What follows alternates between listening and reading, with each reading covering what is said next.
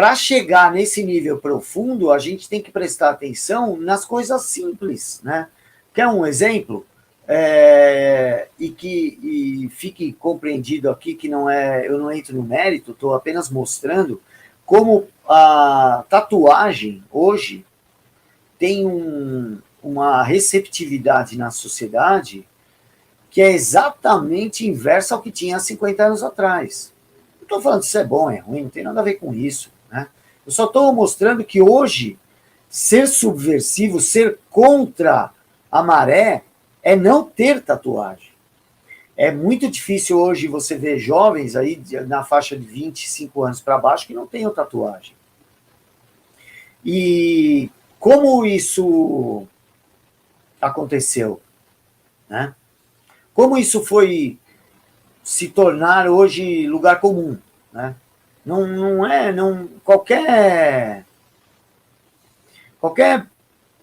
Com qualquer pessoa, não, qualquer não, né? Com a maioria das pessoas, se você for comentar isso, vai falar, mas qual é o problema?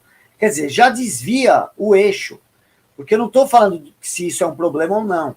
O eixo é outro, o eixo é o que fez a sociedade mudar a ponto de hoje, de certa forma, toda a cultura incentiva algo que antes condenava.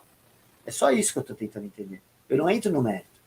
E isso acontece com uma série de coisas, né? Pensa a moda, por exemplo. O normal, o de sempre, se a sociedade tem 6.000 anos, durante 6.000 anos, uma roupa boa era aquela que não estava rasgada. É aquela, inclusive, que era difícil de rasgar. Hoje a pessoa paga mais caro por uma roupa rasgada. As empresas rasgam a roupa antes de vender. Pensa se isso não é um... E outra, agora é opinião minha, tá? Isso é um hospício para mim, entendeu? Isso mostra uma submissão aqueles que controlam a moda, que demonstra que essa pessoa pode se submeter muito facilmente a qualquer ideia que o coletivo defenda.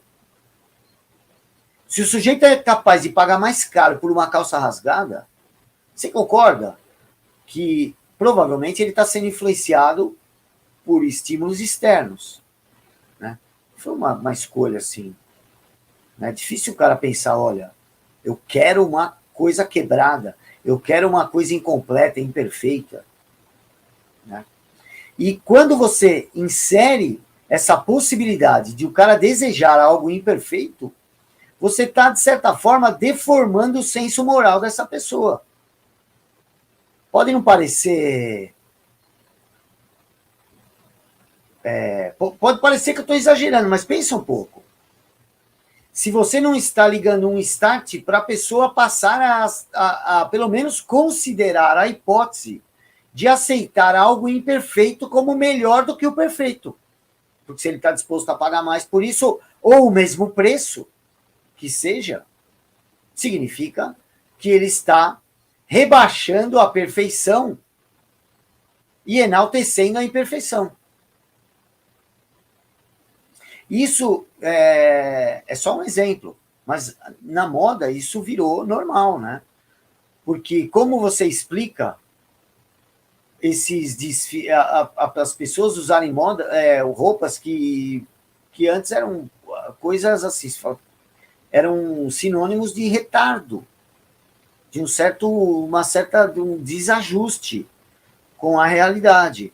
E a gente vê que os desfiles de moda incentivam exatamente essa distorção, essa alienação da realidade, né? Aquelas roupas que você nunca vai conseguir ver alguém usando, porque ou é impossível, você viu umas calças que tinham umas bolas assim na barra, você fala, cara, o cara não vai nem conseguir andar com isso daí. Ou aqueles sapatos que as modelos usam na passarela. Eu acho a moda, me desculpe se tem alguém aí que vai se ofender com isso, eu acho a moda o melhor campo de observação da submissão, a qual o homem é capaz de se submeter à influência externa. Eu já falei isso numa live. Quando eu tinha uma empresa de eventos, eu fui numa reunião em uma dessas grandes tecelagens, uma das maiores do mundo, e a gente entrou numa concorrência, a gente acabou perdendo a concorrência, mas numa conversa com ele na reunião de briefing, ele passou a cor e as estampas, assim, mais ou menos, que iam usar na outra estação, né? E era com aquilo que a gente tinha que fazer o projeto do stand deles aí na Fenite, aquela feira que tem aqui uma feira de moda que tinha aqui não sei se ainda tem, que tinha no AMB. E aí eu falei para ele, mas como vocês conseguem se antecipar assim, né, meu? O que vai usar? E era 2 estações na frente, porque a gente ainda estava planejando o evento. Então o evento já ia antecipar uma estação. Então eram 2 estações na frente. E eu falei, como você sabe disso, cara? E ele falou, não, a gente se reúne e define o que vai ser, e daí se reuniam as grandes empresas mundiais e definiam. E dali em diante, as revistas de moda, os decoradores, todas as pessoas envolvidas começavam a reproduzir as texturas, as cores e as estampas que eles definiam antes. E as pessoas não perceberam que, assim, 3, 4 corporações definem como as pessoas vão se vestir do resto do ano, né? Numa reunião deles lá, fumando charuto, tomando uísque, eles definem, ó, vamos definir que vai ser cor de abóbora, para mostrar bem que, vamos pôr uma cor bem berrante, que é para mostrar nossa força. Depois nós vamos no shopping tomar um café e a gente dá risada de ver todo mundo vestindo a cor que a gente definiu o ano passado. Deve ser assim. Eles devem dar risada de como as pessoas se submetem a isso. Então, eu sempre acho que a moda é um ótimo campo para observação. Porque se ela é capaz de fazer as outras pessoas se vestirem de uma maneira que antes era mendigo, né, ou retardado, ou o chacrinha, né? Tem umas coisas assim que você fala, a pessoa vai usar isso daí, e usa, né? E aí você vê que tudo isso, essa indústria da moda, define o que o cara vai usar no dia a dia, cara, dentro de casa, no trabalho, na festa, no encontro dele com a namorada. Então imagina o quão invasivo eles são capazes de ser, se for preciso, né? Porque daí, para ele te convencer que você tem que tomar um medicamento, é um passo. Eu penso assim. Isso é apenas um estágio, né? E aí, a última inversão e a principal, né?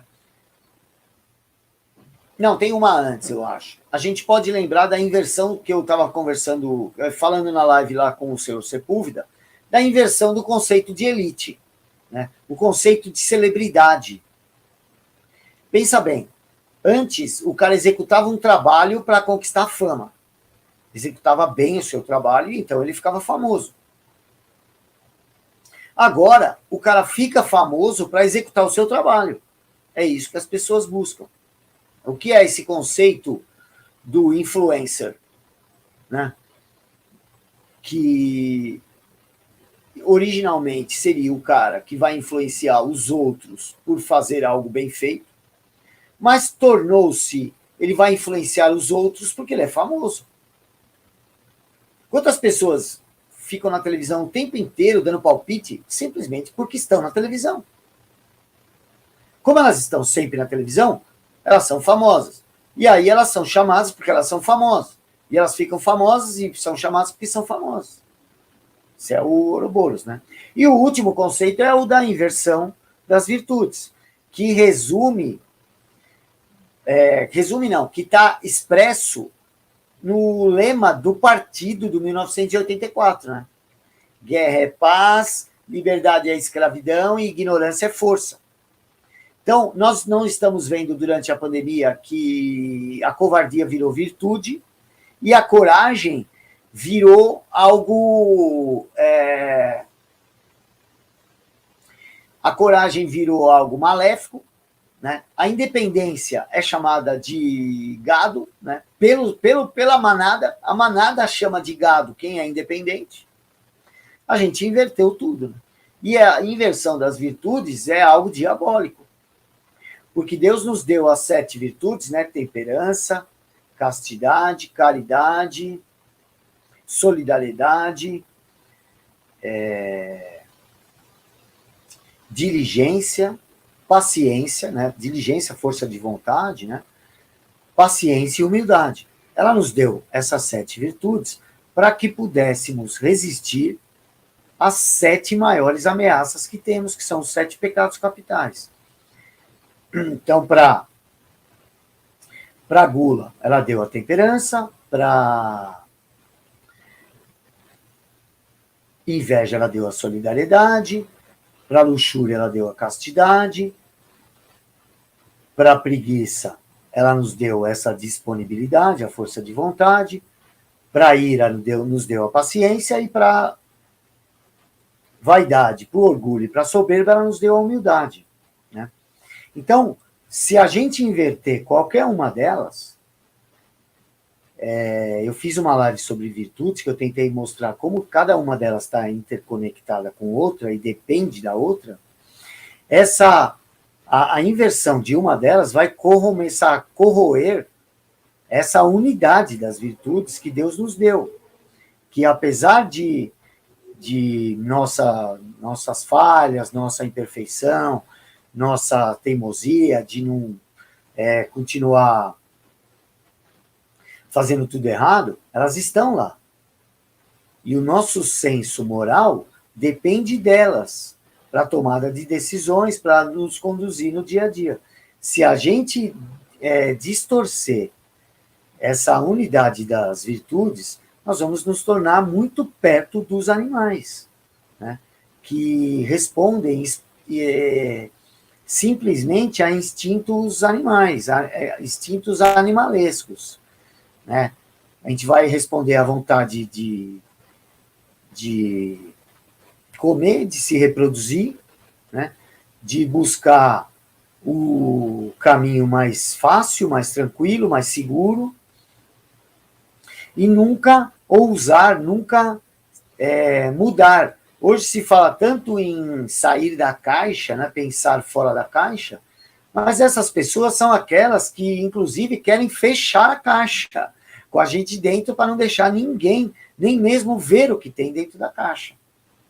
Então, esse é o primeiro item, é o da inversão. O primeiro aspecto que eu acho que é possível visualizar sobre o novo normal. Vamos entrar num período, numa era de inversão dos valores, dos princípios e também inversão da própria percepção da realidade.